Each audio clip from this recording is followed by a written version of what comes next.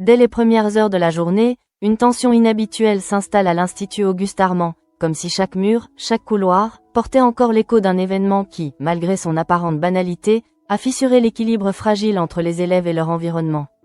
Ce que certains appellent avec ironie le « Boozegate » n'est en réalité que le symptôme visible d'un malaise plus profond, une fracture entre deux institutions qui, sous couvert de compétition, nourrissent une rivalité de plus en plus difficile à contenir.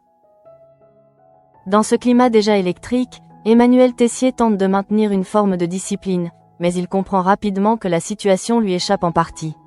Les élèves, absorbés par leur téléphone, ne sont plus concentrés sur leur apprentissage, mais sur une rumeur devenue virale.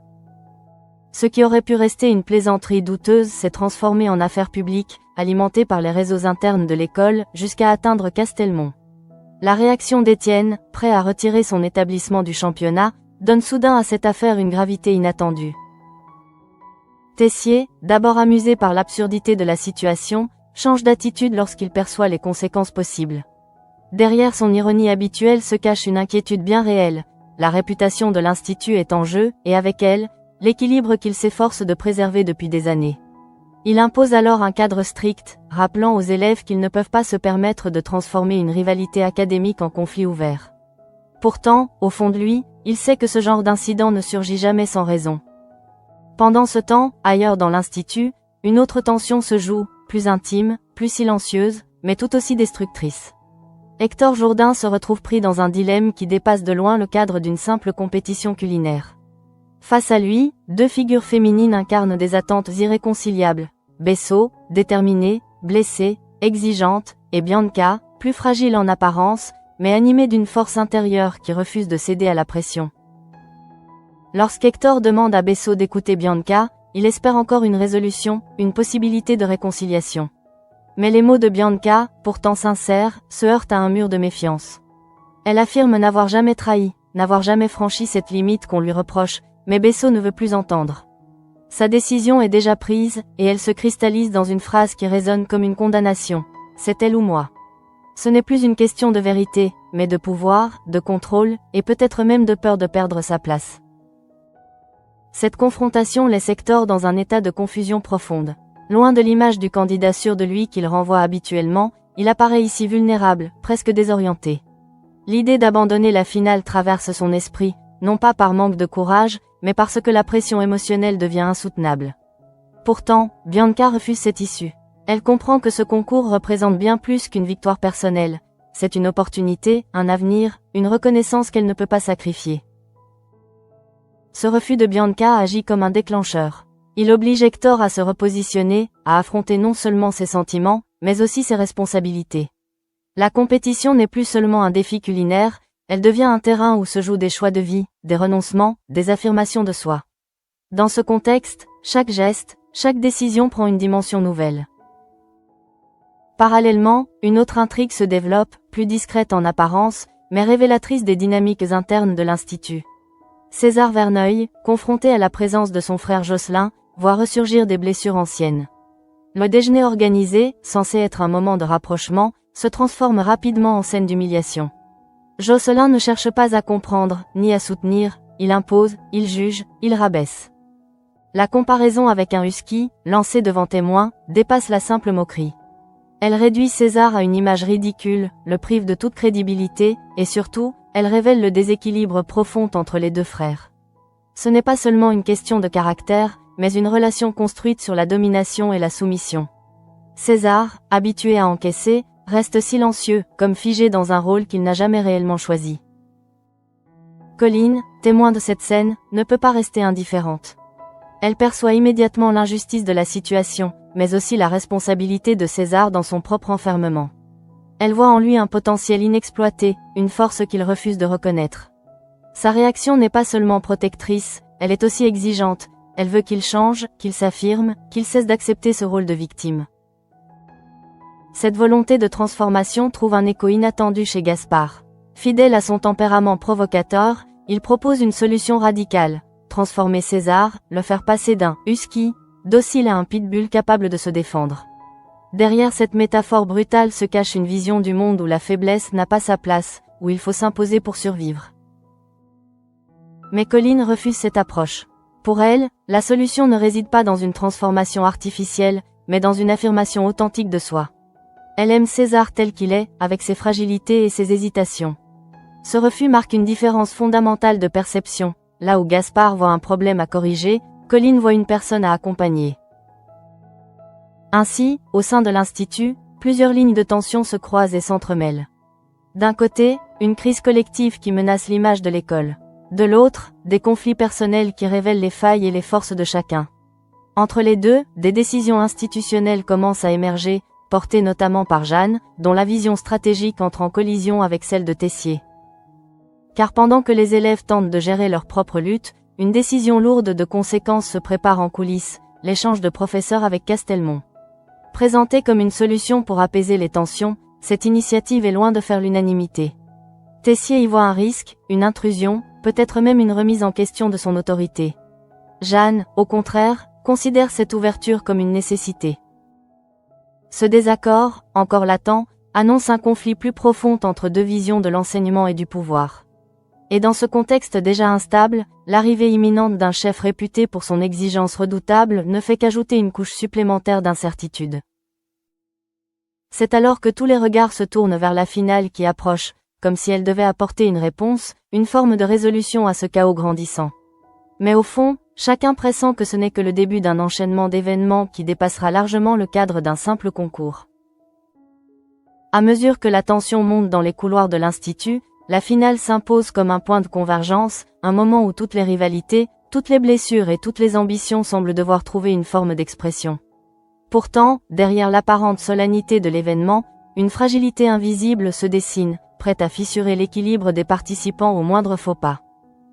Hector Jourdain arrive sur le lieu de l'épreuve accompagné d'Ismaël et de Bianca, mais contrairement à l'assurance qu'il affichait jusque-là, quelque chose dans son attitude trahit une lutte intérieure. Son regard se perd parfois dans le vide, comme s'il tentait encore de comprendre comment il en est arrivé là, pris entre une promesse de réussite et un ultimatum émotionnel qui ne cesse de résonner en lui.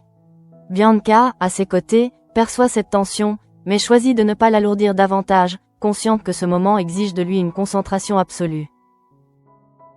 Dans un mouvement presque instinctif, Clotilde Armand rejoint Hector pour lui apporter son soutien. Sa présence n'est pas anodine, elle incarne une forme de stabilité, une référence silencieuse dans un environnement où tout semble vaciller.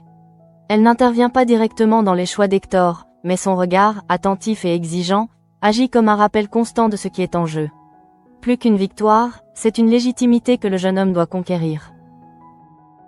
Face à eux, Bessot observe avec une distance calculée.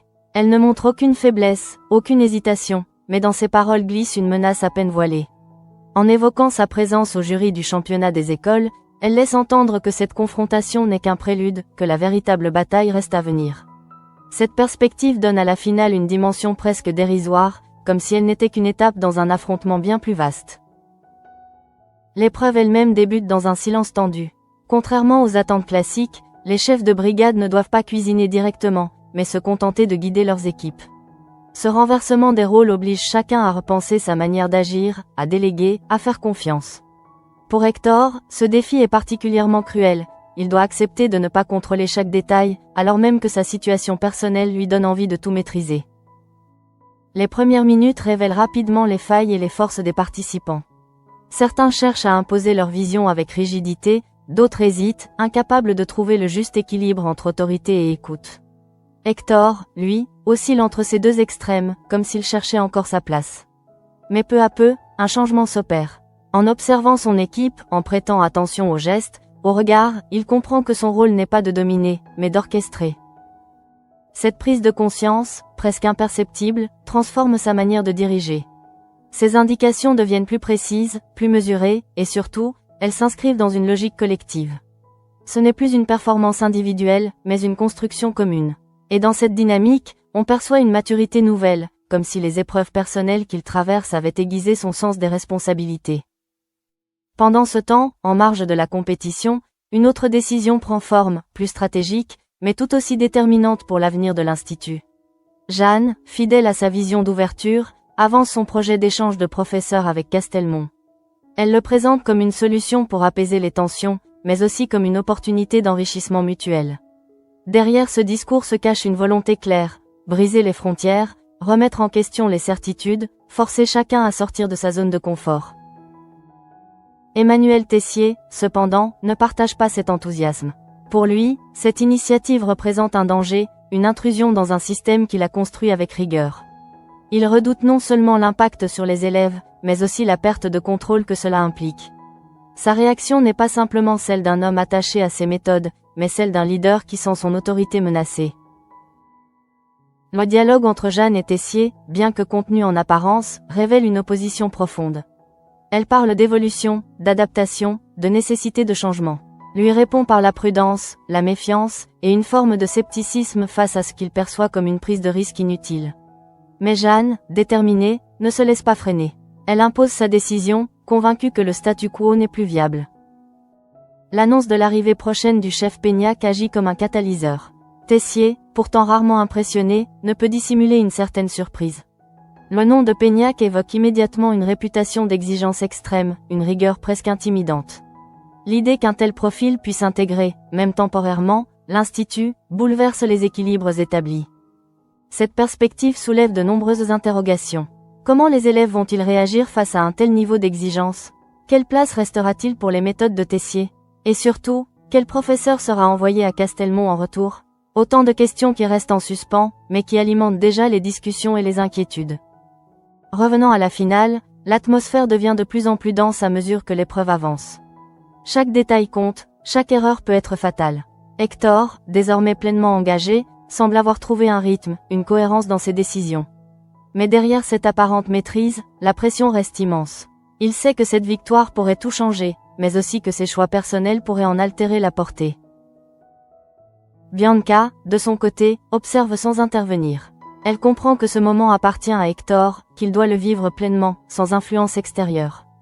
Pourtant, son regard trahit une inquiétude persistante, comme si elle pressentait que, quelle que soit l'issue de cette épreuve, les conséquences dépasseront largement le cadre du concours. Dans cet équilibre précaire entre performance et émotion, la finale devient le reflet de toutes les tensions accumulées. Elle ne se limite plus à une démonstration de talent, mais se transforme en un révélateur des dynamiques humaines qui traversent l'Institut. Chaque geste, chaque décision, porte en lui le poids d'une histoire, d'un choix, d'un renoncement. C'est alors que l'épreuve approche de son dénouement, et avec elle, une attente presque palpable s'installe. Les regards se croisent, les respirations se retiennent, comme si le temps lui-même hésitait à avancer. Car au-delà du verdict, chacun sait que ce moment marquera un tournant, non seulement pour Hector, mais pour tous ceux qui, de près ou de loin, sont liés à cette histoire.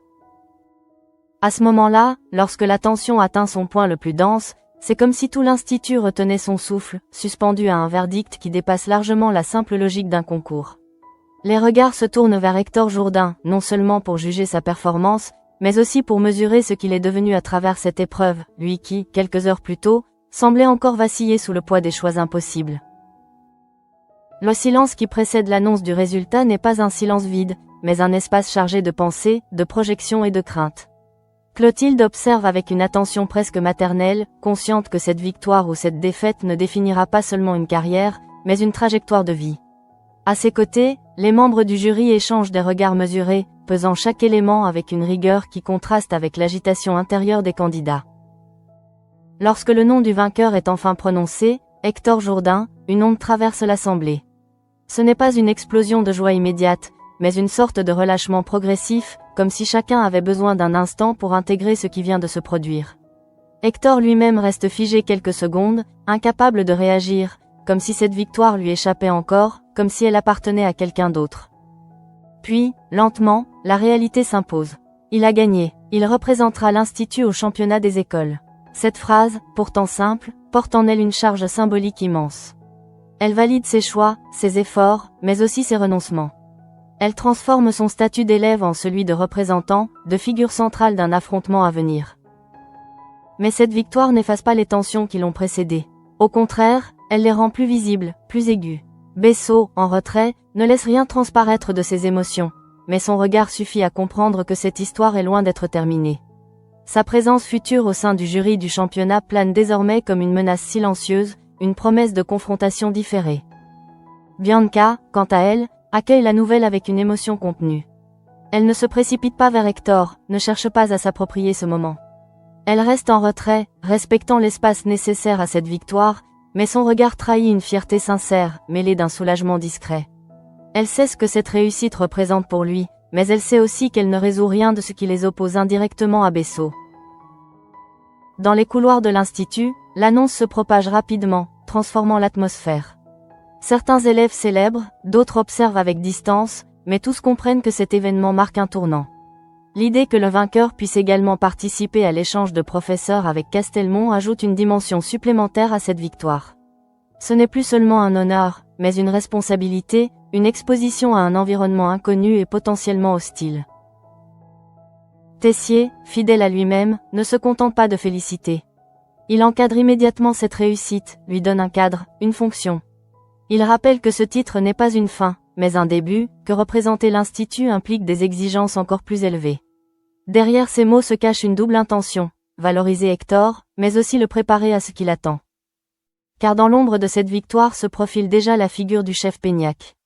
L'annonce de son arrivée continue de circuler, nourrissant autant de fascination que d'inquiétude. Tessier lui-même, pourtant habitué à dominer les situations, ne peut ignorer la réputation de cet homme. Peignac n'est pas seulement exigeant, il est réputé pour pousser ses équipes jusqu'à leurs limites, parfois au-delà. Cette perspective agit comme un révélateur des fragilités de l'Institut. Certains y voient une opportunité de progression, d'autres redoutent un bouleversement des équilibres. Mais tous s'accordent sur un point, rien ne sera plus tout à fait comme avant. Pendant ce temps, loin de la scène de la victoire, César Verneuil affronte une réalité bien plus personnelle, mais tout aussi brutale. La découverte que son frère Jocelyn a partagé la photo humiliante avec leurs anciens camarades agit comme une gifle supplémentaire, une confirmation que cette humiliation n'était pas un moment isolé, mais une volonté délibérée de le rabaisser. Ce geste transforme la honte en colère, mais une colère encore confuse, incapable de trouver une direction. César ne sait pas comment réagir, ni comment se défendre. Il se retrouve face à ses propres limites, confronté à une image de lui-même qu'il n'a jamais vraiment remise en question. Colline, en apprenant ce qui s'est passé, change radicalement de position. Là où elle refusait auparavant l'intervention de Gaspard, elle comprend désormais que la situation exige une réponse. Non pas pour transformer César en quelqu'un d'autre, mais pour lui donner les moyens de ne plus subir. Cette évolution n'est pas anodine. Elle marque une prise de conscience, la gentillesse ne suffit pas toujours, et l'absence de réaction peut être interprétée comme une faiblesse. Pourtant, cette décision reste teintée d'ambivalence. Colline ne veut pas perdre ce qu'elle apprécie chez César, mais elle refuse de le voir se faire écraser. Gaspard, de son côté, accueille cette demande comme une confirmation de sa vision. Il ne voit pas les nuances, seulement l'objectif, rendre César plus fort, plus imposant, plus difficile à atteindre. Sa méthode, directe et sans compromis, promet des résultats rapides, mais elle soulève aussi des questions sur ce que César est prêt à sacrifier pour se transformer. Ainsi, alors que l'Institut célèbre une victoire, d'autres histoires continuent de se développer en parallèle, révélant la complexité des dynamiques humaines qui le traversent. Chaque personnage avance avec ses propres contradictions, ses propres peurs, ses propres ambitions. Dans ce contexte, la décision de Jeanne concernant l'échange de professeurs prend une dimension encore plus stratégique. Elle ne se limite plus à une réponse au « Boozegate », mais s'inscrit dans une volonté de redéfinir les relations entre les institutions, d'imposer une nouvelle logique de collaboration, même au prix de tensions internes. Tessier, bien qu'opposé à cette initiative, commence à en mesurer les implications. Il comprend que résister frontalement pourrait aggraver la situation, mais accepter sans condition reviendrait à céder une part de son autorité. Ce dilemme, qu'il ne partage avec personne, devient une source de tension supplémentaire, invisible mais constante. C'est dans cet équilibre instable que les regards se tournent vers l'avenir. La victoire d'Hector, l'humiliation de César, l'arrivée de Peignac, la décision de Jeanne, autant d'éléments qui, mis bout à bout, dessinent les contours d'une période de transition, où chaque certitude est remise en question. Et tandis que l'Institut tente de retrouver une apparente normalité, chacun pressent que ce qui vient de se jouer n'est qu'un prélude. Car derrière les victoires et les défaites visibles, une autre forme de confrontation se prépare, plus profonde, plus insidieuse, et sans doute bien plus déterminante pour l'avenir de tous. Dans le même temps, alors que l'écho de la victoire d'Hector continue de résonner dans l'Institut, une autre dynamique s'installe, plus insidieuse, presque invisible au premier regard, mais dont les conséquences pourraient s'avérer bien plus profondes que celles d'un simple concours. L'établissement, en apparence stabilisé par le verdict, se trouve en réalité au seuil d'une transformation qui dépasse les individus pour toucher à son identité même. Jeanne, fidèle à sa détermination, ne tarde pas à concrétiser sa décision concernant l'échange de professeurs avec Castelmont. Là où d'autres auraient pris le temps de négocier, de préparer le terrain, elle choisit l'action directe, comme si l'urgence de la situation justifiait de bousculer les équilibres existants. Pour elle, cet échange n'est pas seulement une réponse au « Boo the Gate », mais une opportunité stratégique de repositionner l'Institut dans un rapport plus ouvert, moins conflictuel avec ses concurrents. Cependant, cette initiative, aussi ambitieuse soit-elle, se heurte à une résistance silencieuse mais tenace. Emmanuel Tessier, bien qu'il ne s'oppose plus frontalement à Jeanne, n'en demeure pas moins profondément réticent. Il observe, analyse, tente de prévoir les conséquences d'une décision qu'il n'a pas choisie. Son inquiétude ne réside pas uniquement dans l'arrivée d'un chef extérieur, mais dans ce que cela implique en termes de contrôle, d'autorité et de cohérence pédagogique. Car derrière l'idée d'un échange se cache une réalité plus complexe. Accepter un professeur de Castelmont, c'est ouvrir la porte à une autre vision de la cuisine, à d'autres méthodes, à d'autres exigences. Et dans un environnement aussi structuré que celui de l'Institut, cette intrusion peut créer des tensions imprévisibles. Tessier le sait, et c'est précisément ce qui le dérange. L'annonce officielle de l'arrivée du chef Peignac agit alors comme un point de bascule. Son nom circule dans les couloirs avec une intensité particulière, chargée de rumeurs, de témoignages et d'une réputation presque intimidante. On parle d'un homme inflexible, d'un perfectionniste obsessionnel, capable de pousser ses équipes jusqu'à leurs limites les plus extrêmes. Certains élèves y voient un défi stimulant, d'autres une source d'angoisse. Tessier, malgré son expérience, ne peut ignorer cette réputation. Il se remémore les rares occasions où il a entendu parler de Peignac, et chaque souvenir renforce son sentiment d'incertitude. Ce n'est pas simplement un collègue qui va franchir les portes de l'Institut, mais une figure capable de remettre en question les fondements même de son enseignement. Dans ce contexte, la question du professeur qui sera envoyé à Castelmont devient cruciale. Il ne s'agit plus seulement de choisir un représentant, mais de déterminer qui sera capable de s'adapter à un environnement potentiellement hostile, tout en préservant l'image de l'Institut. Ce choix, encore en suspens, ajoute une pression supplémentaire à une situation déjà tendue. Parallèlement, les conséquences de la victoire d'Hector commencent à se dessiner de manière plus concrète. Son nouveau statut modifie les regards posés sur lui, transforme les attentes, crée une distance là où il y avait autrefois une forme d'égalité. Certains élèves l'admirent, d'autres l'envient, mais tous reconnaissent qu'il occupe désormais une place particulière. Hector lui-même peine à intégrer cette nouvelle réalité. La victoire, qu'il imaginait comme un aboutissement, se révèle être un point de départ.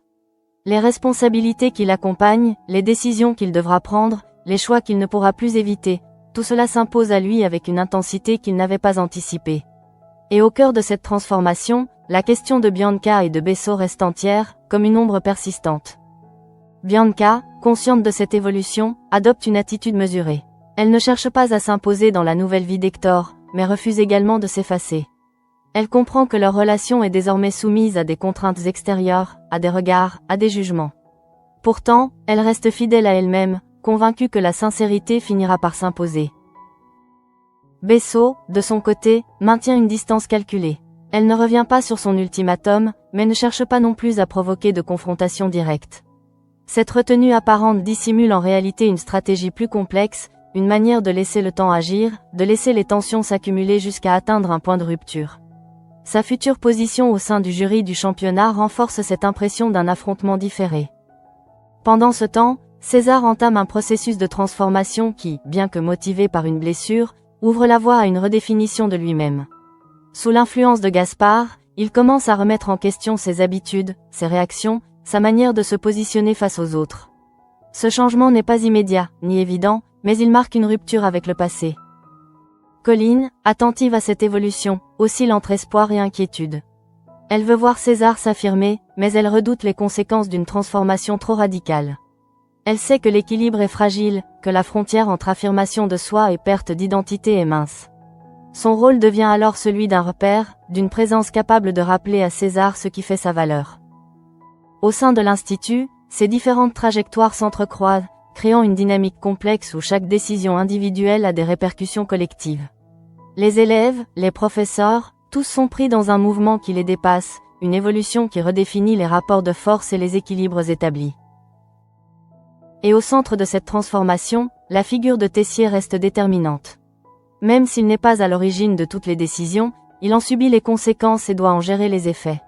Sa capacité à s'adapter, à intégrer ces changements sans perdre son autorité, sera déterminante pour l'avenir de l'Institut. C'est alors que, dans ce contexte déjà chargé, une prise de conscience collective commence à émerger.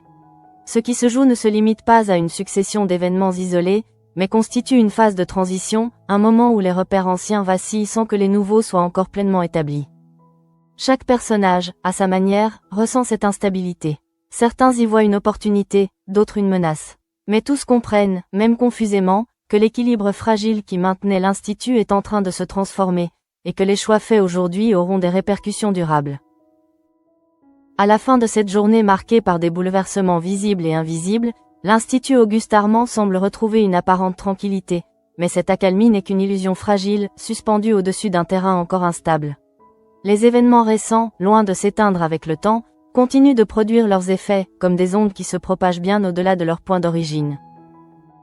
Hector Jourdain, désormais désigné comme représentant officiel de l'Institut, se retrouve face à une réalité qu'il n'avait pas entièrement anticipée. La victoire, qui aurait dû lui apporter une forme de certitude, ouvre en réalité un espace d'incertitude plus vaste encore. Chaque regard posé sur lui, chaque attente implicite, chaque décision à venir pèse désormais d'un poids différent. Il ne s'agit plus seulement de prouver son talent, mais d'incarner une institution, de porter ses valeurs, ses ambitions et ses contradictions. Dans cette position nouvelle, Hector comprend que ses choix personnels ne peuvent plus être dissociés de ses responsabilités. La question de Bianca et de Bessot, qu'il espérait pouvoir résoudre dans un cadre privé, devient désormais une problématique publique, observée, commentée, interprétée. Et dans cet espace où l'intime et le collectif se confondent, chaque décision prend une dimension irréversible. Bianca, de son côté, avance avec une lucidité qui contraste avec la complexité de la situation. Elle sait que son avenir ne dépend pas uniquement de ce que ressent Hector, mais aussi de la manière dont il choisira de se positionner face aux pressions extérieures. Elle refuse de se définir par les accusations portées contre elle, mais elle comprend aussi que la vérité, dans un environnement comme celui de l'Institut, n'est pas toujours suffisante pour effacer les doutes. Bessot, quant à elle, continue d'occuper une place déterminante dans cette configuration. Son silence n'est pas un retrait, mais une attente. Elle observe, elle analyse, elle laisse les tensions se développer, consciente que le moment viendra où elle pourra intervenir avec un impact maximal. Sa future présence au sein du jury du championnat agit comme une promesse implicite. Ce qui n'a pas été résolu ici le sera ailleurs, dans un cadre où les rapports de force seront différents. Pendant ce temps, au cœur de l'Institut, la décision de Jeanne commence à produire ses premiers effets concrets. L'annonce de l'échange de professeurs avec Castelmont ne suscite plus seulement des réactions, mais entraîne des ajustements, des anticipations, des repositionnements. Chacun tente de comprendre ce que cette nouvelle configuration impliquera pour lui, pour sa place, pour son avenir. Emmanuel Tessier, fidèle à sa nature, ne se contente pas d'accepter ou de refuser. Il intègre, il anticipe, il prépare. Derrière son apparente rigidité se cache une capacité d'adaptation qu'il ne montre que dans les moments cruciaux. Il comprend que l'arrivée du chef Peignac ne pourra pas être ignorée, qu'elle devra être intégrée dans une stratégie plus large, sous peine de créer un déséquilibre incontrôlable. La figure de Peignac, encore absente physiquement, devient presque omniprésente dans les esprits. On parle de lui, on imagine ses méthodes, on redoute son exigence. Cette anticipation crée une tension particulière, une forme d'attente qui modifie déjà les comportements. Certains élèves redoublent d'efforts, d'autres doutent, mais tous se préparent, consciemment ou non, à une confrontation avec un niveau d'exigence inédit. Dans une autre sphère, César poursuit son chemin, encore incertain, mais déjà transformé. L'humiliation subie, loin de l'anéantir, agit comme un déclencheur. Sous l'influence de Gaspard, il commence à expérimenter de nouvelles attitudes, à tester des réactions qu'il n'aurait jamais envisagées auparavant. Ce processus, encore fragile, révèle une volonté de changement, mais aussi une lutte intérieure entre ce qu'il est et ce qu'il pense devoir devenir. Colline, attentive à chaque évolution, joue un rôle essentiel dans cet équilibre. Elle n'impose pas, elle accompagne. Elle observe les transformations de César avec une vigilance bienveillante, prête à intervenir si elle perçoit un déséquilibre. Sa position, entre soutien et exigence, reflète une compréhension fine des enjeux, aider sans dénaturer, encourager sans forcer. Ainsi, à travers ces différentes trajectoires, l'Institut se transforme progressivement en un espace de transition, où chaque individu doit redéfinir sa place. Les repères anciens ne suffisent plus, les certitudes vacillent, et chacun est contraint de s'adapter à une réalité en mutation. Dans ce contexte, la notion même d'équilibre devient relative. Ce qui semblait stable hier ne l'est plus aujourd'hui, et ce qui paraît fragile pourrait devenir une force demain.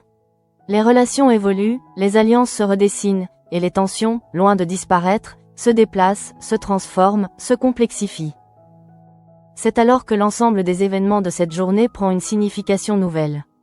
La victoire d'Hector, l'ultimatum de Bessot, la décision de Jeanne, l'humiliation de César, l'arrivée annoncée de Peignac, autant d'éléments qui, pris séparément, pourraient sembler anecdotiques, mais qui, ensemble, dessinent les contours d'une période charnière. Car ce qui se joue ici n'est pas simplement une succession d'intrigues, mais une transformation en profondeur des dynamiques de l'Institut.